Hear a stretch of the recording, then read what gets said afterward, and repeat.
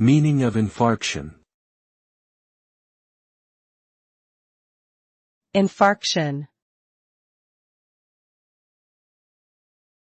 Infarction. Infarction. Infarction. Infarction refers to the death of tissue in a particular organ or body part due to a lack of blood supply. This condition can occur for a variety of reasons, including blood clots, arterial narrowing, and trauma. When a part of the body experiences infarction, the affected tissue can die, leading to various symptoms and complications, depending on the location and severity of the damage.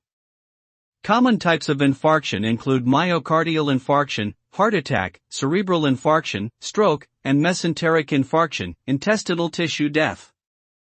Treatment for infarction typically involves re-establishing proper blood flow to the affected area as soon as possible to prevent further tissue damage.